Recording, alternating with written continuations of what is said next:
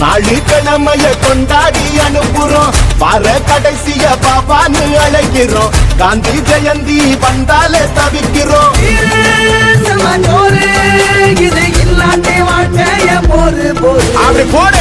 Hello friends, welcome back to cinema secrets. இன்னைக்கு இந்த வீடியோல நான் பேச போற விஷயம் ரொம்ப இன்ட்ரெஸ்டிங்கான விஷயம் அப்படின்றதையும் தாண்டி ரொம்ப முக்கியமான விஷயம் நம்ம நாட்டு மக்களுக்கு அப்படின்னு நான் சொல்லிக்கிறேன். என்ன மேட்டர் அப்படின்னு பாத்தீங்கன்னா, தளபதி விஜய் அவர்கள் இப்போ அரசியலில் குதித்து விட்டார். இதுல என்னப்பா ஆச்சரியம்? அவர் என்ன பண்ண போறாரு? பணம் சம்பாதிக்க தானே அரசியல் உள்ள வந்திருக்காரு அப்படின்னு நீங்க என்ன கேட்பீங்க. அதையும் தாண்டி கொள்கை குறிக்கோள்னு ஒரு மேட்டர் இருக்கு பாத்தீங்களா, அந்த ஒரு மேட்டரை விஜய் அவர்கள் நடத்தி காமிச்சிட்டாரு அப்படின்றதுக்காக கண்டிப்பா நம்ம விஜய் அவர்களுக்கு ஒரு பெரிய பாராட்டை தெரிவிக்கணும் இந்த நேரத்தில் அப்படின்னு நான் சொல்லிக்கிறேன். அது மட்டும் இல்லாம இப்போ இந்த வீடியோல நிறைய அதிர வைக்கும் பல தகவல்களை நான் வந்து வெளியிட போற நண்பர்களே. அது எல்லாமே எனக்கு எப்படி கிடைச்சதுன்னு பாத்தீங்கன்னா, விஜய் அவர்களோட நற்பணி மன்றம், விஜய் அவர்களோட கட்சியோட நான் நெருக்கமா இருக்கிறேன். சோ அவர்கள் கொடுத்த ஒரு சில இன்ட்ரெஸ்டிங்கான தகவல்கள் மற்றும் சினிமாவாசிகள் கிட்ட கேட்டு நான் தெரிஞ்சுக்கிட்ட ஒரு சில மேட்டர் எல்லாத்தையும் இந்த வீடியோல நான் சொல்ல போறேன் நண்பர்களே. அதனால நான் சொல்ல போற மேட்டர்ல ஒரு 10 மேட்டர்ல 8 மேட்டர் கண்டிப்பா நடக்காம போச்சுன்னு வைங்களேன், நான் என் மீசையை ஒரு பக்கம் எடுத்துக்கிறேன் அப்படின்ற மாதிரி நானே சவால் விடுறேன். ஏப்பா உங்க மூஞ்சியை நான் பார்த்ததில்ல, மீசை எடுக்கிறத பத்தி நீ இப்ப பேசுற அப்படின்னு கேட்டீங்கன்னா, கண்டிப்பா ஒரு நாள் ஃபேஸ் ரிவீல் வீடியோ நான் போட தான் போறேன் நண்பர்களே. அதுக்கு கூடிய சீக்கிரம் ஒரு காலம் வரும் அப்படின்னு நான் சொல்லிக்கிறேன். சோ இந்த இன்ட்ரோடக்ஷனை சொல்லிட்டு இப்ப வீடியோல நேரா போவோம். விஜய் அவர்களோட அடுத்த பணிகள் என்ன, அடுத்த ஐடியாஸ் என்னன்னு நம்ம கெஸ் பண்ணி ஓரளவுக்கு இந்த வீடியோல நம்ம கம்ப்ளீட்டா பேச போறோம். இதுக்கப்புறம் உங்களுக்கு விஜய் அவர்களோட அரசியல் பாணியை பற்றிய ஒரு புரிதல் கண்டிப்பா வரும் அப்படின்றதுல எந்த சந்தேகமும் இல்லை. இப்போ வாங்க நேரம் கடத்தாம வீடியோல போலாம் நண்பர்களே. இப்போ முதலாவதா சொல்ல போற மேட்டர் என்னன்னு பாத்தீங்கன்னா, விஜய் அவர்கள் இந்த காலகட்டத்தில், அதுவும் இந்த காலகட்டத்தில் வந்து நீங்க வந்து ஒரு அரசியல்ல குதிக்கணும் அப்படின்னு பாத்தீங்கன்னா, நீங்க எதிர்கட்சிகளை பார்த்தெல்லாம் பயப்படக்கூடாது. நீங்க இன்னைக்கு இருக்கிற சோசியல் மீடியாவை பார்த்து பயப்படணும். அதுதான் நிதர்சனமான உண்மை. ஏன்னு கேட்டீங்கன்னா, இந்த சோசியல் மீடியாவை வச்சு ஒருத்தரை மேலேயும் தூக்கி விடலாம், ஒருத்தர் அப்படியே குழி தோண்டி உள்ள கூட புதைக்கலாம். அந்த அளவுக்கு இது வந்து ஒரு கூர்மையான, இருபக்கம் கூர்மையாக இருக்கக்கூடிய ஒரு கத்தி தான் இந்த சோசியல் மீடியா. சோ இந்த மாதிரி காலகட்டத்தில் தன்னோட 69வது படம் தாங்க கடைசி படம் அப்படின்ற மாதிரி போல்டா அனௌன்ஸ்மெண்ட் பண்ணது மட்டும் இல்லாம, ஒரு படத்துக்கு 200 கோடி ரூபாய் வாங்குற விஜய் அவர்கள் அடுத்ததா 5 படம் கமிட் ஆனா ஒரு 1000 கோடி வரைக்கும் இவர் சம்பாதிப்பாரு. ஆனா இந்த 1000 கோடியே தேவையில்லை, நான் மக்களுக்கு நல்லது செய்யணும், இந்த அரசியல்ல ஒரு புரட்சியை கிரியேட் பண்ணணும் அப்படின்ற மாதிரி ஒரு நோக்கத்துல இறங்கி இருக்கிறது ரொம்ப பெரிய விஷயம். யாருமே எதிர்பார்க்காத ஒரு மேட்டரை விஜய் அவர்கள் இன்னைக்கு செஞ்சிருக்காரு. இப்ப இந்த தகவல்கள்லாம் நம்மளுக்கு ஓரளவுக்கு இப்ப தெரிஞ்சிருச்சு. சோசியல் மீடியால மாத்தி போட்டுட்டு இருக்காங்க. இருந்தாலும் இந்த அரசியல் பாதையை விஜய் அவர்கள் எப்போ ஆரம்பிச்சாருன்னு பாத்தீங்கன்னா, கிட்டத்தட்ட ஒரு 20 வருஷத்துக்கு முன்னாடி ஆரம்பிச்சிட்டாரு நண்பர்களே. அதாவது அவர் சினிமாக்கு வந்த ஒரு சில ஆண்டுகள்லயே இந்த அரசியல் பாதை எப்படி ஆரம்பிச்சதுன்னா, அவரோட தந்தையான எஸ்ஏசி அவர்கள் போட்ட ஒரு ஸ்கெட்ச் தான். ஏன்னா எஸ்ஏசி அவர்களுக்கு கலைஞர் மேல ஒரு பெரிய அன்பு இருக்கு. அதையும் தாண்டி தன்னோட பையனை கலைஞர் மற்றும் எம்ஜிஆர் கலந்தா எந்த அளவுக்கு ஒரு அரசியல் பின்னணியில வரணுமோ அந்த அளவுக்கு விஜய் அவர்களை தயார் பண்றதுக்கான முயற்சியில அந்த காலகட்டத்தில் இறங்கினாரு. ஆனா அப்போ விஜய் அவர்களுக்கு அரசியல் புரிதல் இல்லாதனால இவர் சொல்றதுக்கெல்லாம் அவர் தலையாட்டிக்கிட்டு ஒரு சில படங்கள் கமிட் பண்ணி நடிச்சுக்கிட்டே இருந்தாரு. ஆனா விஜய் அவர்களுக்கு கிட்டத்தட்ட ஒரு 20 வருஷத்துக்கு முன்னாடியே ஒரு மக்களுக்கு ஒரு நல்லது பண்ணணும், நம்ம அரசியல்ல இறங்கி சில சொசைட்டிக்கு நல்ல விஷயங்கள் பண்ணணும், சோசியல் சர்வீஸ் பண்ணணும் அப்படின்ற ஒரு குணம் வந்து விஜய் அவர்களுக்கு 20 வருஷத்துக்கு முன்னாடியே ஆரம்பிச்சிருச்சான். இருந்தாலும் விஜய் அவர்கள் அன்னைக்கு என்ன ஒரு முடிவு எடுத்தாருன்னு பாத்தீங்கன்னா, அந்த காலகட்டத்தில் நம்ம வரக்கூடாது, ஏன்னா நம்ம இப்பதான் வளர்ந்து கொண்டு இருக்கும் ஒரு நடிகரா இருக்கிறோம், நம்ம வந்து கொஞ்சம் பினான்சியலா நம்மள ஸ்டேபிள் பண்ணிக்கணும். ஏன்னா அரசியல்னு வரும்போது கண்டிப்பா பணம் ஏகப்பட்டது தேவைப்படும். நம்ம சொந்த பணத்தை வந்து நம்ம இறக்கும் போதுதான் நம்ம என்ன நினைக்கிறோமோ அதை செய்ய முடியுமே தவிர, வேற ஒருத்தவங்க நம்மளுக்கு ஃபேன் ஃபாலோயிங்ஸ் இருக்கு அப்படின்னு ஃபண்ட் பண்ணாங்கன்னா அவங்க சொல்றதை தான் நம்ம செய்யணும். சோ இந்த ஒரு விஷயத்த நம்ம ஆரம்பத்திலே ஆரம்பிக்க கூடாதுன்னு விஜய் அவர்கள் தன்னோட பேஸ்மெண்ட்டை பயங்கரமா ஸ்ட்ராங்கா போட்டிருக்காரு. அது மட்டும் இல்லாம எஸ்ஏசி அவர்களும் தளபதி விஜய் அவர்கள் பின்னாளில் அரசியலுக்கு வந்தா அவர் பினான்சியலா ஸ்ட்ராங்கா இருக்கணும்னு சொல்லி விஜய் அவர்கள் வாங்குற அட்வான்ஸ் பணத்தை எல்லாத்திலையும் கொண்டு போய் இவங்க ரியல் எஸ்டேட்ல அந்த காலகட்டத்தில் இன்வெஸ்ட் பண்ணியிருக்காங்க. தமிழ்நாட்டில் முக்காவாசி இடங்கள்ல வந்து இவங்களுக்கு ரியல் எஸ்டேட் ஏகப்பட்டது இருக்கு. அதனால பேஸ்மெண்ட் செம ஸ்ட்ராங்கு.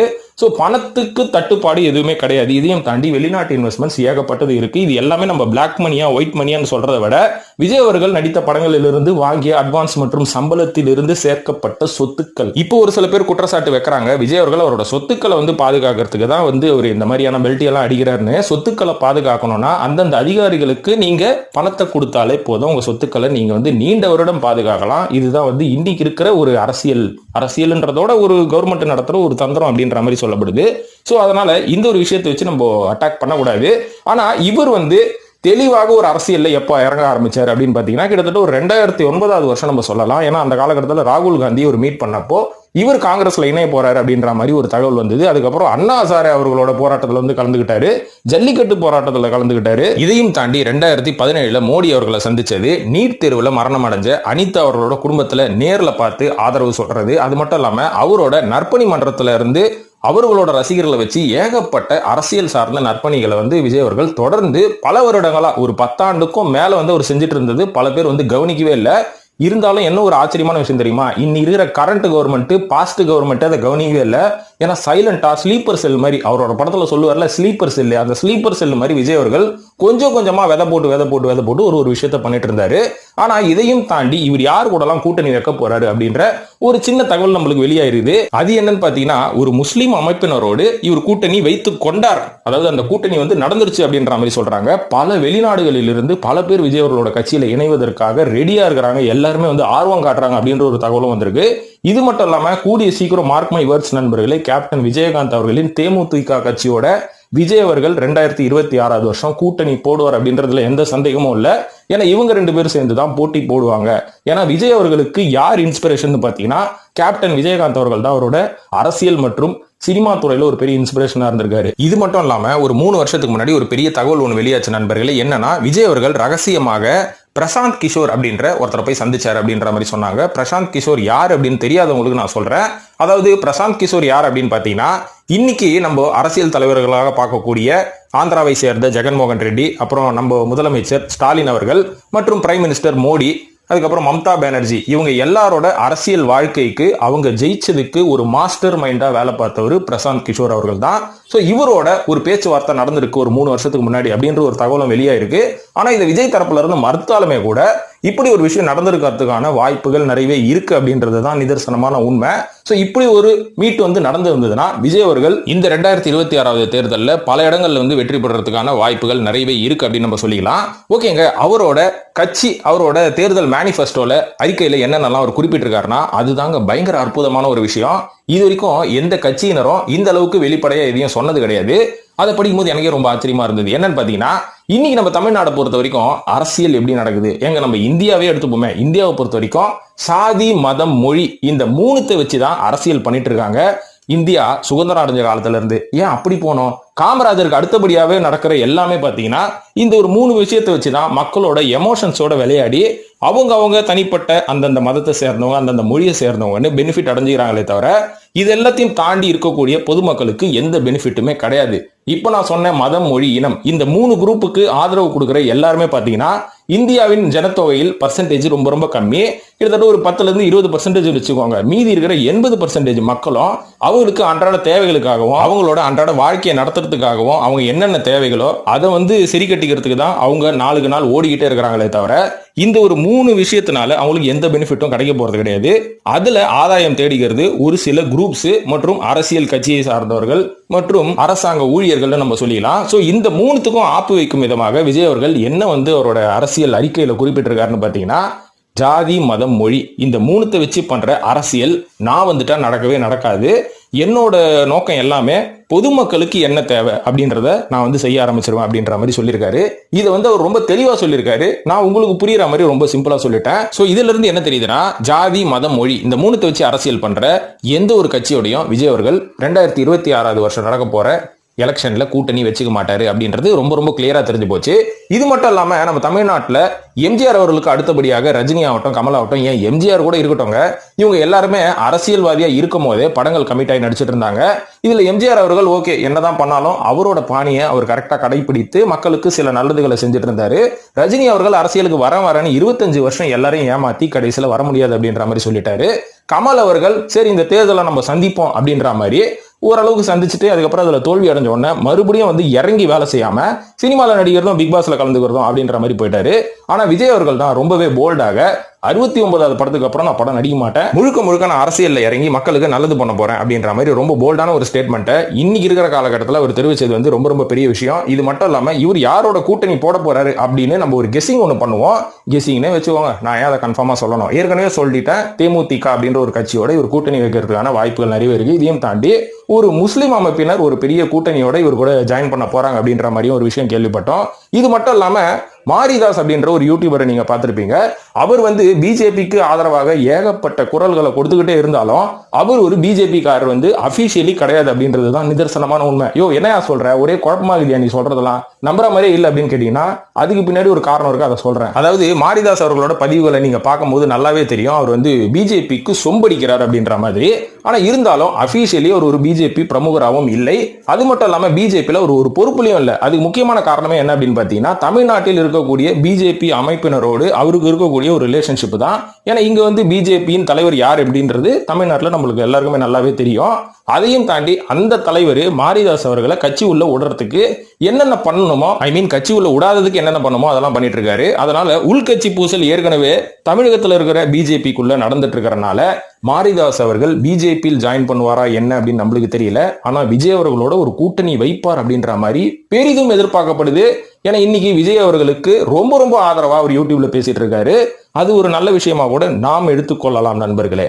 இதுக்கு அடுத்தபடியாக விஜய் அவர்களோட கட்சியை சார்ந்த ஒரு சில இன்ட்ரெஸ்டிங்கான விஷயங்களை சொல்றேன். அதாவது இப்போ விஜய் அவர்களின் கட்சியில் தலைமை செயலாளராக ஒரு தலித் சமுதாயத்தை சார்ந்த ராஜசேகர் அப்படின்றவர் தான் இப்போ வந்து அமைக்கப்பட்டிருக்கிறார்.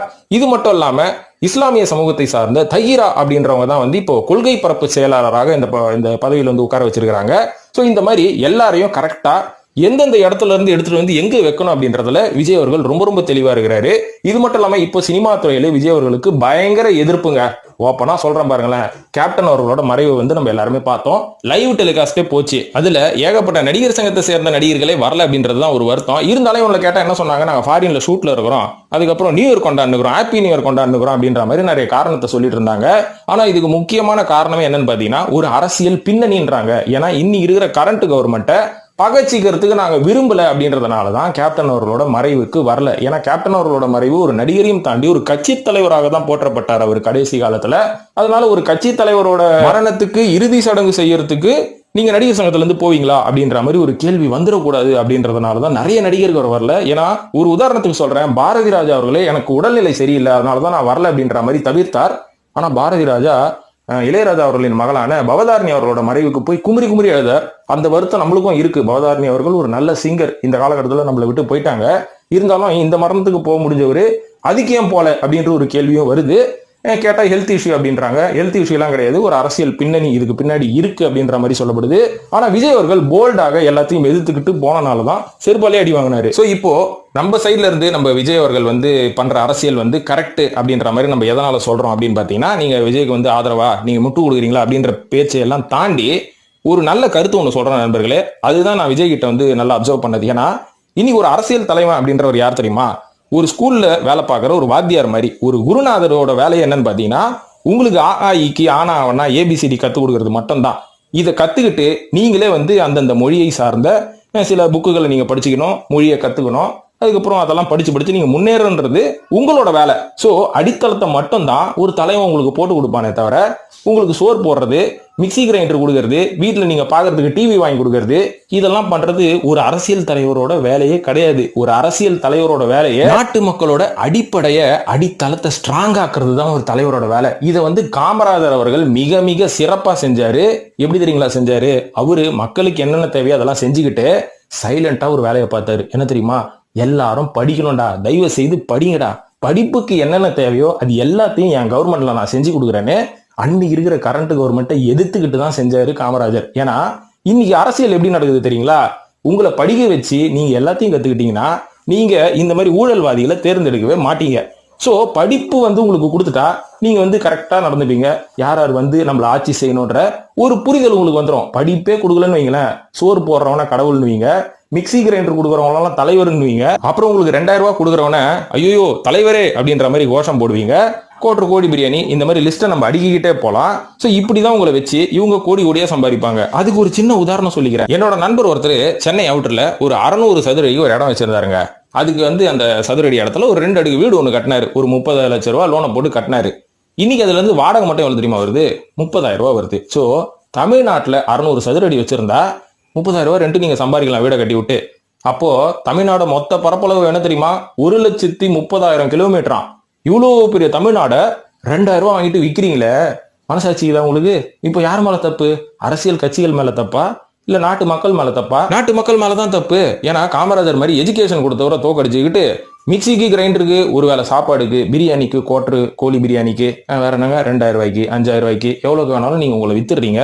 மொத்த தமிழ்நாட்டையும் வித்துடுறீங்க நீங்க அப்படின்றதுதான் நிதர்சனமான வருத்தமான ஒரு உண்மையை சரி, ஓகே, கன்க்ளூஷனுக்கு வந்துடுறேன், முடிவுக்கு வந்துடுறேன். இப்போ விஜய் அவர்கள் வந்து சிஎம் ஆக மாட்டாரா அப்படின்றதெல்லாம் இங்க டிபேட்டே கிடையாது. சத்தியமா விஜய் அவர்களால 2026 வருஷம் சிஎம் ஆகிறதுக்கெல்லாம் வாய்ப்பே கிடையாது. ஆனா நிறைய சீட்டுகளை அவர் ஜெயிப்பாரு, நிறைய கூட்டணி கட்சிகளோட சேர்ந்து ஒரு வித்தியாசமான ஒரு விஷயத்த பண்ணுவாரு. அது வந்து நாட்டு மக்களுக்கு கண்டிப்பா ஒரு பிரோஜனம் இருக்கும் அப்படின்ற மாதிரி நான் எதிர்பார்க்கிறேன். ஏன்னா நியூ கமர்ஸுக்கு வழி விடுங்க நண்பர்களே. கிட்டத்தட்ட 50 வருஷம் அரசியலா 60 வருஷம் அரசியலா கணக்கெல்லாம் எனக்கு தெரியல, நான் ஒரு அரசியல்வாதி கிடையாது. பிராக்டிக்கலா என்னோட பாயிண்ட் ஆஃப் வியூல நான் பாக்குறது, இத்தனை வருஷம் மாத்தி இருக்கிற கட்சிக்கே ஓட்டு போட்டு எங்க அப்பா ஓட்டு போட்டாரு அதனால நான் போட்டேன், எங்க தாத்தா போட்டாரு நான் போட்டேன்னு சென்டிமெண்ட் ரீதியா தான் நம்ம வந்து அறிவே இல்லாம நம்ம ஓட்டு போட்டுட்டு இருக்கோம். ஆனா ஒரு நல்ல தலைவரை தேர்ந்தெடுத்தா இங்க இருக்கிற பேஸ்மெண்ட்டை கிளியர் பண்ணி எல்லாருக்கும் ஒரு சம உரிமை கொடுத்து எல்லாருக்கும் எஜுகேஷனை கொடுத்து அறிவை வளர்த்து விடுற ஒரு தலைவரை நீங்க தேர்ந்தெடுக்கணும் அப்படின்றதுதான் என்னோட வேண்டுகோள், என்ன மாதிரி பல பேரோட வேண்டுகோளா இருக்கும். அந்த வகையில இன்னைக்கு இருக்கிற அரசியல் பிரஷர்ல பல பேர் வந்து வெளில வரத்துக்கே தயங்குறாங்க, வந்தாலும் அந்தர் பெல்ட் அடிச்சுட்டு ஓடி போயிடுறாங்க. ஆனா விஜய் அவர்கள் ஒரு போல்டான ஒரு விஷயத்த 20 வருஷம் கஷ்டப்பட்டு யோசிச்சு படிப்படியா வந்து திங்க் பண்ணி வந்திருக்காரு. தயவு செய்து விஜய் அவர்களுக்கு ஆதரவை கொடுங்க. அவர் ஓட்டு போட்டு ஜெயிக்க வச்சதுக்கு அப்புறம் அவர் கரெக்டா பண்றாரா தப்பா பண்றாரா அப்படின்ற விமர்சனத்தெல்லாம் அதுக்கப்புறம் வைப்போம். அதுக்கு முன்னாடியே வந்து அவர் வந்து ஒரு 1 லட்சம் ஸ்கொயர் ஃபீட்ல வீடு கட்டிட்டாரு, 2 ஏக்கர்ல வந்து தோட்டம் வச்சிருக்காரு அப்படின்ற ஒரு சொத்தெல்லாம் நம்ம கணக்கிட வேணாம். ஏன்னா அவர் கஷ்டப்பட்டு உழைச்சி சம்பாரிச்சு சேர்த்து வச்சது. நீங்களும் உழைச்சி சம்பாரிச்சு சேர்த்து வச்சீங்கன்னா உங்ககிட்டயும் சொத்து இருக்கும் அப்படின்னு சொல்லி இந்த வீடியோ நான் முடிச்சுக்கிறேன். ஸோ நல்ல தலைவர்களை தேர்ந்தெடுப்பது நாட்டு மக்களோட கடமையை தவிர அரசியலுக்கு வரேன் அப்படின்றவன விமர்சிக்கிறது நம்மளோட கடமை கிடையாது. அதெல்லாம் அரசியல் கட்சிகள் பார்த்துப்பாங்க. நம்மளை பொறுத்த வரைக்கும் அந்த நியூ கமர்ஸ் கிட்ட அவங்களோட மேனிஃபெஸ்டோவை நல்லா படிச்சு பார்த்துட்டு அவங்க எந்த கொள்கையோட உள்ள வராங்க அப்படின்ற ஒரு புரிதலை வந்து நம்ம ஏற்படுத்திக்கிட்டு அவங்க கிட்ட இருக்கிற டவுட்ஸ் எல்லாம் வந்து நம்மளே நேரடியா கேட்கணும். இந்த மீடியா மூலமா நம்ம கேட்கக்கூடாது, நம்மளே நேரடியா கேட்கணும். அதுக்கு தெளிவான பதிலை கொடுத்து அவங்க தெளிவா இருந்தாங்கன்னா கண்டிப்பாக அவங்களை ஓட்டு போட்டு நம்ம ஜெயிக்க வைக்கலாம். அதை விட்டுட்டு மத அரசியல் பண்றேன், மொழி அரசியல் பண்றேன், மைக்க பிடிச்சிக்கிட்டு மழையில நின்று கத்துறேன், அதுக்கப்புறம் ஹமாரா தேஷ்மே அப்படின்ற மாதிரி நம்ம வந்து மத அரசியல் பண்றோம், அதுக்கப்புறம் ஜாதி அரசியல் பண்றோம் அப்படின்ற மாதிரிலாம் எதுவுமே பண்ண வேணாம். அதெல்லாம் பண்ணா தமிழ்நாடு இன்னும் சுடுகாடா தான் போவோம் அப்படின்ற மாதிரி ஒருத்தர் சொன்னார் பார்த்தீங்களா. அந்த ஒரு வார்த்தையை மட்டும் நம்ம அவர்கிட்ட இருந்து எடுத்துக்கிட்டு நம்மளோட ஃபியூச்சரை நம்ம தான் டிசைட் பண்ணிக்கணும் அப்படின்னு சொல்லி இந்த வீடியோ நான் முடிச்சுக்கிறேன் நண்பர்களே. இது பற்றி உங்களோட கருத்துக்களை கமெண்ட்ல போடுங்க. விஜயின் உருட்டு, விஜயின் முட்டுக்கட்டை அப்படின்ற மாதிரிலாம் கமெண்ட் போறதா இருந்தா போடுங்க. நான் விஜயோட முட்டுக்கட்டும் கிடையாது, அஜித்தோட உருட்டும் கிடையாது அப்படின்னு சொல்லி இந்த வீடியோ முடிச்சுக்கிறேன். நன்றி, வணக்கம்.